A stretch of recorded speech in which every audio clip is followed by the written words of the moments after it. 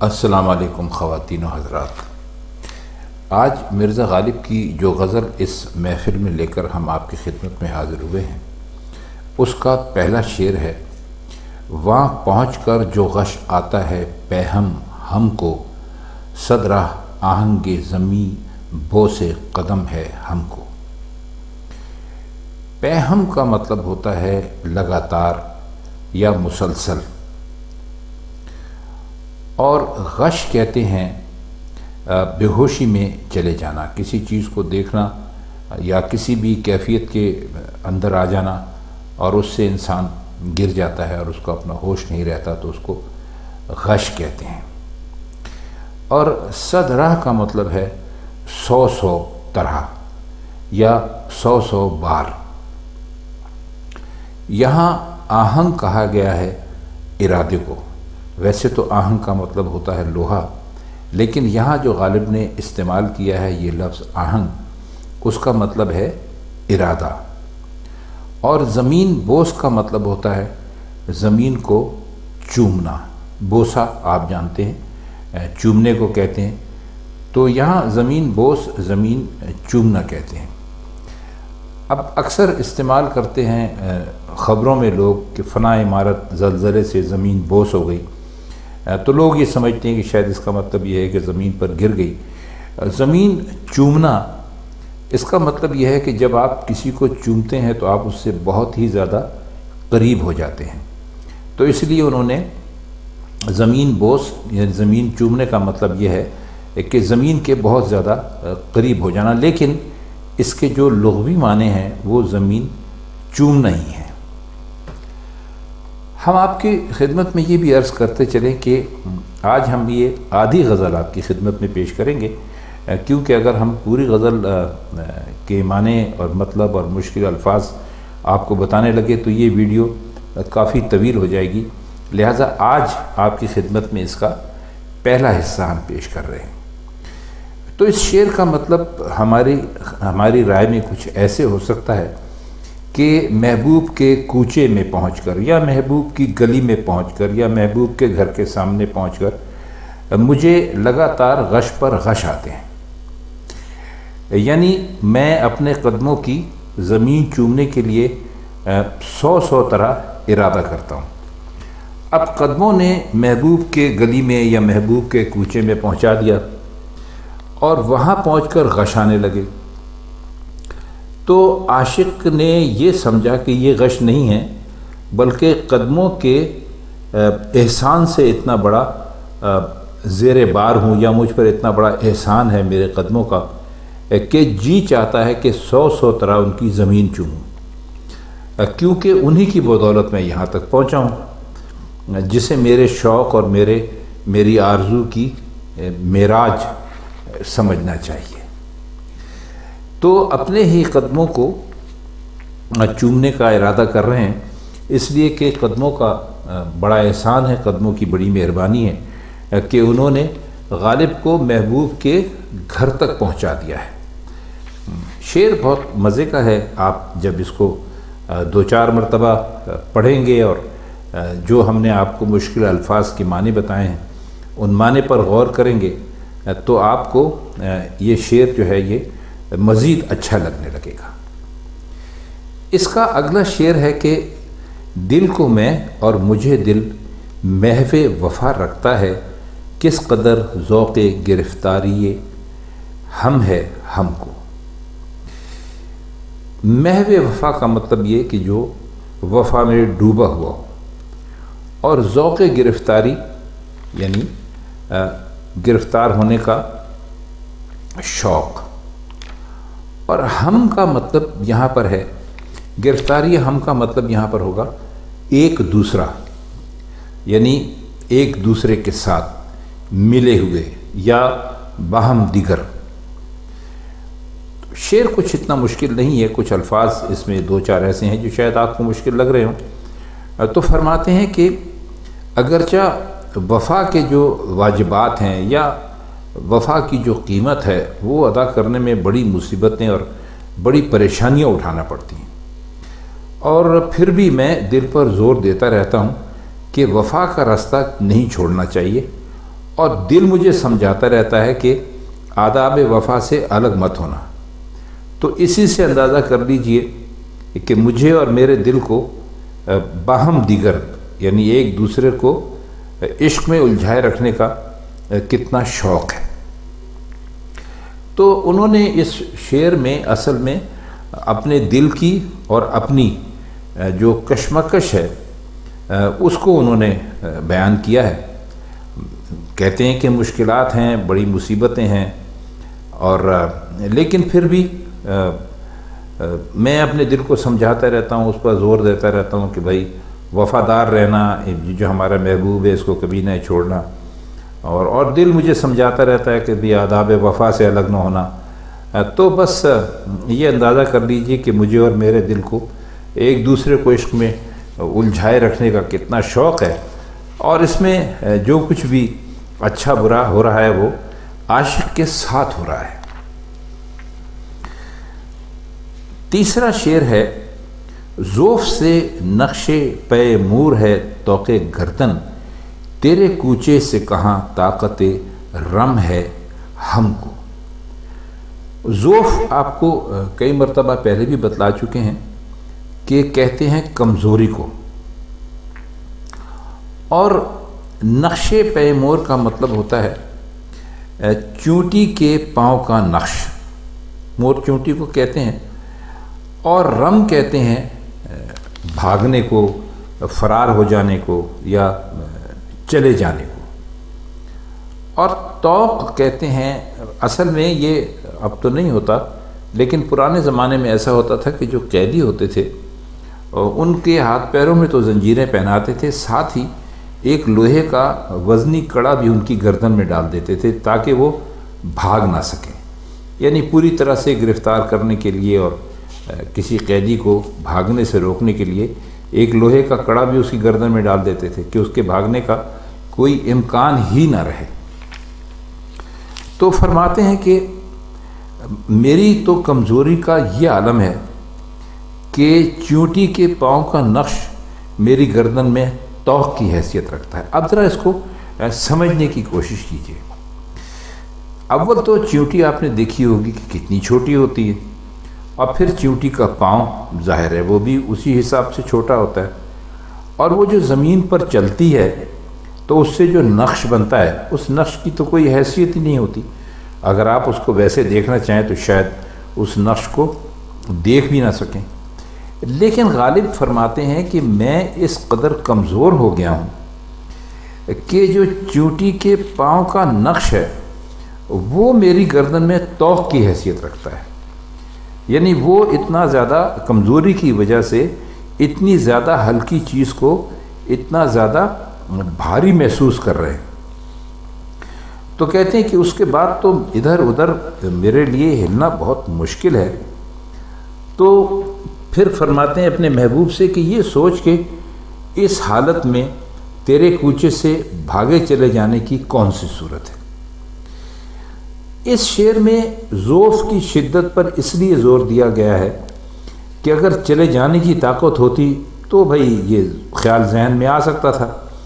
جب طاقت ہی نہیں رہی تو یہ بحث کرنے کی ضرورت ہی نہیں۔ مل ملا کر مطلب یہ ہوتا ہے اپنے محبوب سے یہ کہنا چاہ رہے ہیں کہ ہم تیرے کوچے سے کہیں جا ہی نہیں سکتے، اب ہم ہمیشہ کے لیے تیرے کوچے ہی کے ہو کر رہ گئے ہیں۔ اگلا شعر دیکھیے، جان کر کیجئے تغافل کہ کچھ امید بھی ہو، یہ نگاہ غلط انداز تو سم ہے ہم کو۔ نگاہ غلط انداز کا مطلب ہے وہ نظر جو غلطی سے بھولے سے کسی کے اوپر پڑ جائے یا بلا ارادہ آپ کسی کو دیکھ لیں تو نگاہ غلط انداز کہتے ہیں۔ اور سم کا مطلب ہوتا ہے زہر۔ سم شاید ہم پہلے بھی آپ کو بتلا چکے ہیں کہ سم زہر کو کہتے ہیں۔ تو اس میں اور کوئی خاص ایسا مشکل لفظ ہے نہیں کہ جس کے ہم معنی کریں۔ تغافل کا مطلب ہوتا ہے لاپرواہی، بے پرواہی، تو محبوب سے ہی مخاطب ہیں اس شعر میں بھی۔ تو فرماتے ہیں کہ جو شناسائی یا جان پہچان ہے تو آپ اس کا سا تغافل کیجئے تاکہ دل کے لیے امید کی کوئی روشنی باقی نہ رہے۔ اور یہ آپ انجانوں کے سے انداز میں جو بے التفاتی سے بلا ارادہ جو نظر ڈال رہے ہیں، یہ ہمارے لیے زہر ہے جو ہمیں موت کا پیغام دیتی ہے۔ اب ذرا غور کیجئے، مرزا غالب نے اس شعر میں تغافل کی دو صورتیں پیدا کی ہیں۔ تغافل یعنی غفلت کی، محبوب کی طرف سے عاشق کے لیے جو غفلت ہے اس کی۔ ایک وہ جو جانے پہچانے آدمیوں سے برتا جاتا ہے، اور دوسرا وہ جو بالکل انجانے آدمیوں سے کیا جاتا ہے۔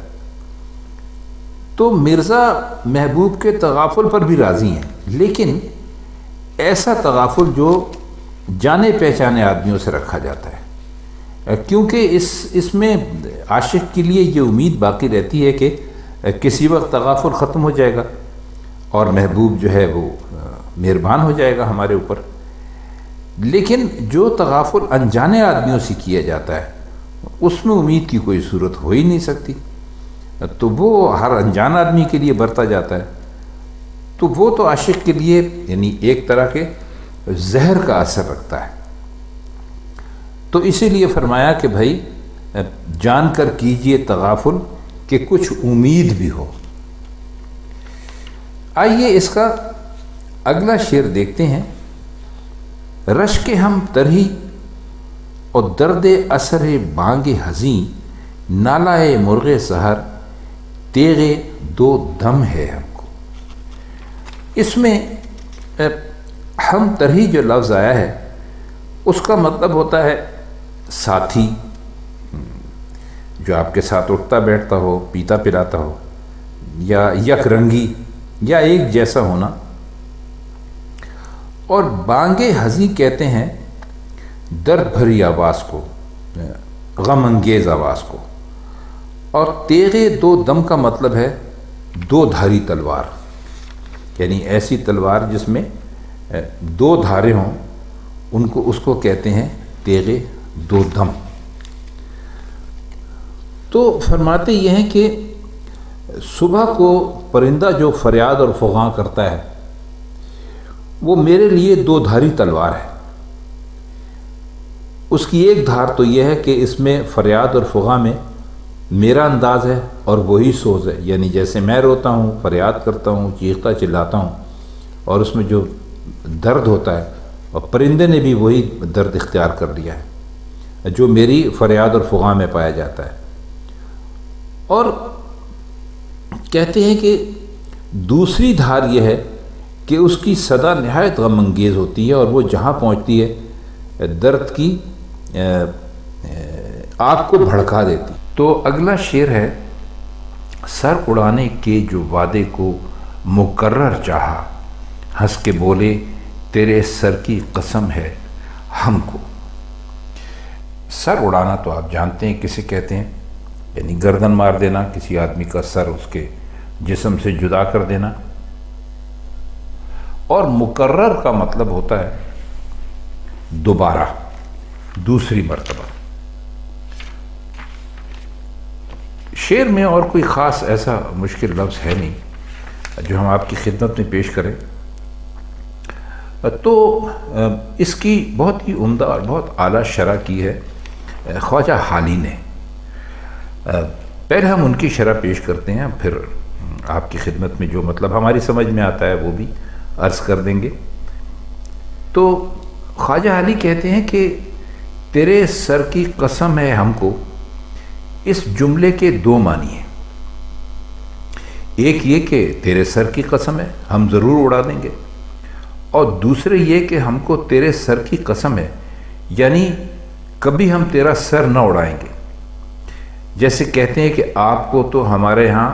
کھانے کی قسم ہے، یا آپ کو تو ہمارے ہاں آنے کی قسم ہے، یعنی آپ کبھی ہمارے ہاں کھانا نہیں کھاتے، یا آپ کبھی ہمارے ہاں نہیں آتے، تو آپ اس کو ان معنوں میں لیجئے۔ اور ہم نے محبوب سے سر اڑانے کا وعدہ دوبارہ لینا چاہا، یعنی مکرر ابھی لفظ استعمال ہوا ہے، تو اس نے کہہ دیا کہ تیرے سر کی قسم ہے۔ اب عاشق کو عجیب ایک کشمکش میں ڈال دیا، کیونکہ سر کی قسم کا یہ مطلب بھی ہو سکتا ہے کہ تیرا سر ضرور اڑا دیں گے، اور یہ مطلب بھی ہو سکتا ہے کہ ہرگز نہ اڑائیں گے، اور لطف یہ ہے کہ تیرے سر کی قسم ہے ہم کو کہا تو ہنس کر کہا، یعنی جیسا کہ اس شعر کے دوسرے مصرے میں ہے کہ ہنس کے بولے کہ تیرے سر کی قسم ہے ہم کو۔ آئیے اب اس کا اگلا شعر دیکھتے ہیں، 7واں شعر اس غزل کا ہے کہ دل کے خوں کرنے کی کیا وجہ، ولیکن ناچار پاسے بے رونقیے دیدہ اہم ہے ہم کو۔ پاسے بے رونقیے دیدہ اہم ہے ہم کو، اہم بھی کہتے ہیں، اہم بھی کہتے ہیں۔ یہاں پر جو اہم ہے اس کا مطلب ہوگا بہت زیادہ، بے حد، جس کا کوئی حساب نہ ہو۔ ولیکن کا مطلب ہے لیکن ہی، ناچار مجبوری میں، اور پاس کا مطلب ہوتا ہے لحاظ، اور دیدہ کہتے ہیں آنکھ کو۔ تو فرماتے ہیں کہ ہمارے لیے، ہاں اس کا ہم پہلے ایک اور مطلب کر دیں کہ دیدہ بے رونقی دیدہ جو ہے وہ کہتے ہیں وہ آنکھیں جن میں کوئی رونق ہو، بالکل ویران ہو۔ تو فرماتے ہیں کہ ہمارے لیے دل کو خون کرنے کی کوئی وجہ نہ تھی، لیکن کیا کرتے، مجبور ہو گئے۔ آنکھیں بالکل بے رونق ہو رہی تھی، دل خون ہو کر ان میں نہ پہنچتا تو بے رونقی دور نہیں ہو سکتی تھی،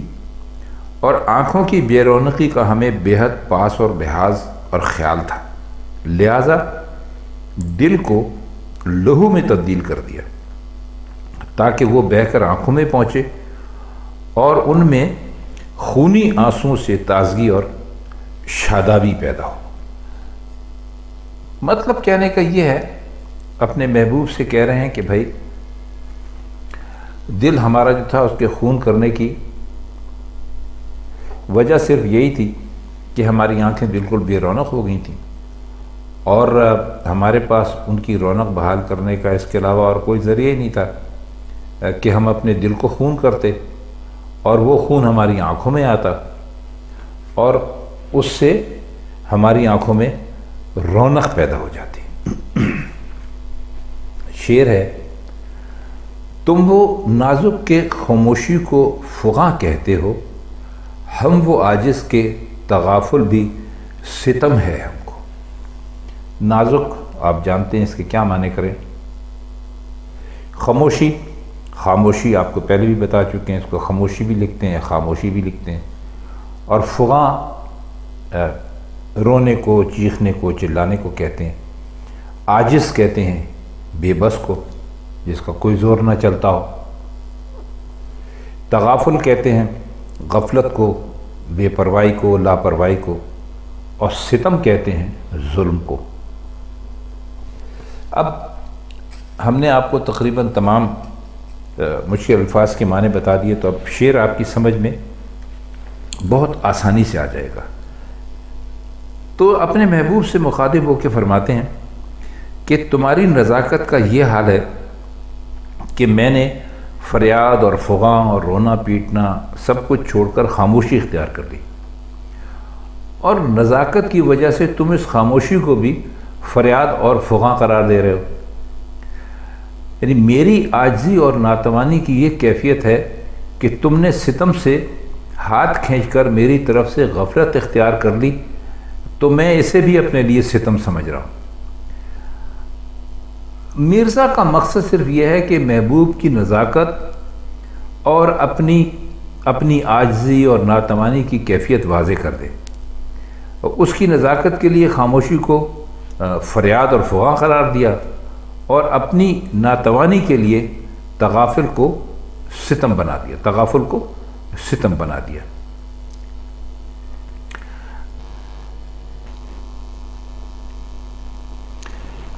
اب اس کا آخری شعر ہے لیے جاتی ہے کہیں ایک توقع غالب، جادائے راہ کشش کاف کرم ہے ہم کو۔ اب اس میں جادہ جو ہے وہ کہتے ہیں راستے کو، اور کشش کاف کرم، یہ لفظ کرم کے کاف کی کشش ہے۔ کشش کسے کہتے ہیں؟ جیسے آپ اردو میں کوئی لفظ لکھتے ہیں، مثلا آپ کاف لکھتے ہیں تو کاف کے اوپر جو آپ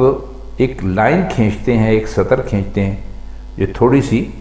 جھکی ہوئی ہوتی ہے، تو اس کو اگر آپ بہت لمبا کر دیں تو اس کو کشش کہا جاتا ہے۔ تو جب کاف لکھتے ہیں تو یہ چونکہ کشش اس کی لمبی ہوتی ہے، اسی لیے اسے راستہ قرار دیا، اور اس سفر کا مقصد کہتے ہیں کہ حصول کرم تھا، یعنی لطف و کرم سے فائدہ اٹھانے کی آرزو تھی، لہذا کشش کاف کرم کی مناسبت سے بالکل واضح ہے۔ اب یہ شعر دنیاوی مقصد کے لیے بھی آپ لے لیجئے، یعنی مجازی میں بھی آپ لے لیجئے اور حقیقی میں بھی آپ لے لیجئے، کہ فرماتے یہ ہیں کہ جب میں سفر کے لیے نکلا تو مجھے ایک توقع تھی، ایک امید تھی کہ جس کام کے لیے میں جا رہا ہوں وہ کام ہو جائے گا، اور میرا جو راستہ تھا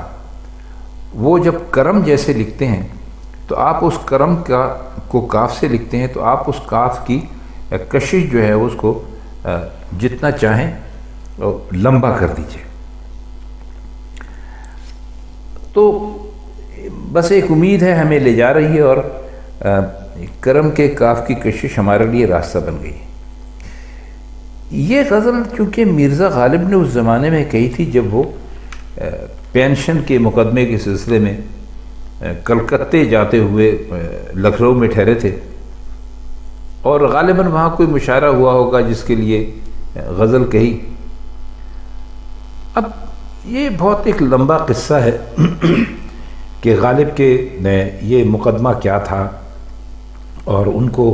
اس سلسلے میں کیا کیا تکالیف برداشت کرنا پڑیں، لیکن وہ چونکہ وہ ہو نہیں سکا اور اس مقدمے میں کئی سال لگ گئے، اور اس کا جو مقدمہ تھا اس کا فیصلہ بھی ان کے خلاف آیا غالب کے۔ تو بس یوں سمجھ لیجئے کہ یہ ایک لمبی کہانی ہے جو اس وقت بیان کرنے کا کوئی موقع نہیں ہے۔ تو بہرحال یہ اس کے غزل کے آخری اشعار تھے جو ہم نے آپ کی خدمت میں پیش کی۔ تو امید ہے کہ اب جب آپ یہ غزل پڑھیں گے تو ان الفاظ اور کے معنی اور یہ جو ہم نے اس کی شرح یا شعروں کا مقصد بیان کرنے کی کوشش کی ہے، اس کی روشنی میں یہ غزل آپ کی سمجھ میں انشاءاللہ بہت آسانی سے آ جائے گی۔ تو مرزا غالب کی اگلی غزل تک اب ہم آپ سے چاہتے ہیں اجازت، پھر آپ سے ملاقات ہوتی ہے، تب تک کے لیے خدا حافظ۔